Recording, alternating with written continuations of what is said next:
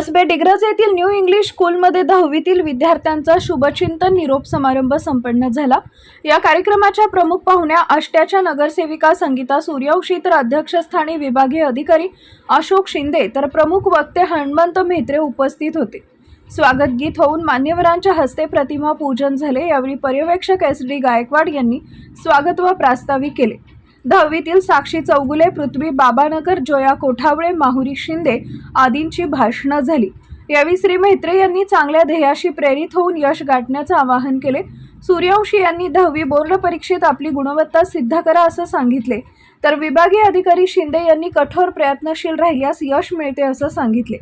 यावेळी शोभा लोंढे, चंद्रकांत काशीद आदींची भाषणे झाली। यावेळी स्कूल कमिटीचे चेअरमन मोहन देशमुख, नागेश तेली, राहुल काशीद आदी मान्यवर उपस्थित होते। सूत्रसंचालन AD जंगम तर आभार SS पाटील यांनी मानले।